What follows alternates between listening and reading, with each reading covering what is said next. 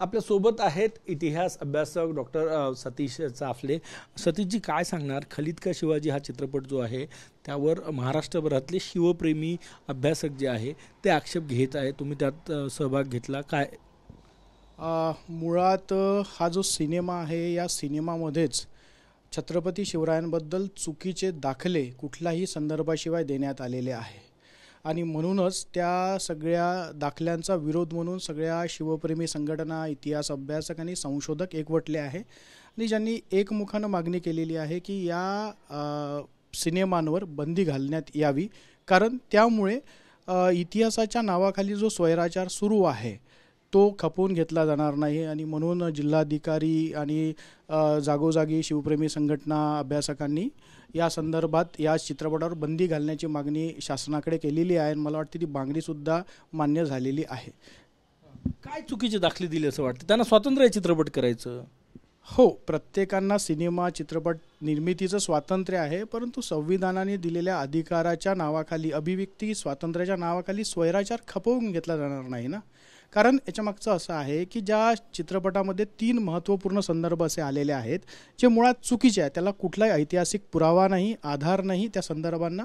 त्यात म्हणजे की छत्रपती शिवरायांच्या सैन्य दलामध्ये एकंदरीत 35% मुस्लिम वर्ग होता, त्यांच्या 17 अंगरक्षकापैकी 11 अंगरक्षक हे मुस्लिम होते आणि छत्रपती शिवरायांनी राज्याभिषेकाच्या नंतर मशीद बांधल्याचा उल्लेख रायगडावर आहे असंही ते म्हणतात आहे. पण याला कुठलाही ठोस पुरावा नाही. इतिहासाची जी काही मूळ साधनं आहेत, ज्याला आपण प्राथमिक साधनं म्हणतो, म्हणजे मग मल्हार रामराव चिटणीसांची बखर असू द्यात, चिटणीस बखर असू द्यात, सभासदाची बखर असू द्यात, शिवभारत असू द्यात, हे जे काही मूळ साधनं आहेत जे छत्रपती शिवरायांच्या समकालीन इतिहासतज्ञांनी, इतिहासकारांनी लिहिलेले आहेत, त्यात असा कुठलाही उल्लेख सापडत नाही.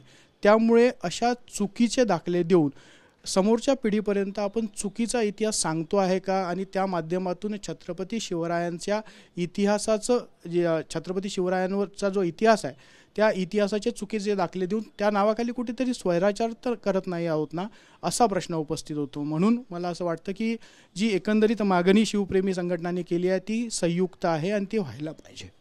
तुम्ही म्हटलं की मुस्लिम सरदार होते, हा तर इतिहास आहे, वाचतोय आपण, किती होते? नाही, याचे जे साधनं जर आपण जे उल्लेखित साधनं आहेत ती जर पाहिली तर त्याच्यावर फार तुरळक नाहीच्या बरोबर उल्लेख सापडतो. नाहीच्या बरोबर उल्लेख कसं आहे ना, छत्रपती शिवाजी महाराजांच्या सैन्य दलामध्ये मुस्लिम सैन्याची संख्या फार मोठी होती असा कुठेही उल्लेख सापडत नाही. रायगडावर मशीद बांधल्याचा कुठलाही उल्लेख नाही. रायगडाचे जे इंजिनियर होते, ज्यांनी रायगड ज्यांच्या देखरेखीखाली तयार झाला, त्या रायगडावर छत्रपती शिवाजी महाराजांच्या संदर्भात जी काही त्यांच्या म्हणण्यानुसार जी काही बांधकामं झाली त्या बांधकामात एक शिलालेख आहे. त्या शिलालेखात हिरोजी इंदुलकरांनी त्या सगळ्या बांधकामात काय काय बांधकाम झालं त्याचं वृत्त लिहिलेलं आहे. त्याच्यात मशिदीचा उल्लेख कुठेच सापडत नाही. मग का चुकीचा इतिहास की मशिदीचं बांधकाम झालं? मला असं वाटतं की कुठेतरी हे चुकीचा इतिहास सांगणं मुद्दाम सुरू आहे का किंवा एखादा नॅरेटिव्ह सेट करण्याचा प्रयत्न आहे का असंही वाटतं. पुढची काय भूमिका असणार आहे? मला असं वाटतं की पुढची भूमिका ही आहे की शासनाने याच्यावर जी साधारणतः जी मागणी शिवप्रेमी संघटनांनी केलेली आहे ती बंदी कायम राहावी आणि एकंदरीत ज्या पद्धतीनं असा चुकीचा इतिहास सांगणारे असतात, अशा नॅरेटिव्ह सेट करण्याचे, चुकीचे नॅरेटिव्ह सेट करण्याचे प्रयत्न इतिहासाच्या माध्यमातून करतात.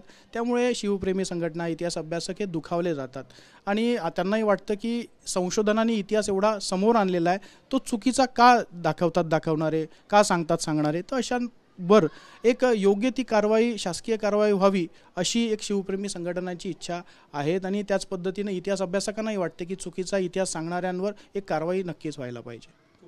कॅमेरामॅन सचिन सयामसह गजानन उमाटे, TV9 मराठी, नागपूर.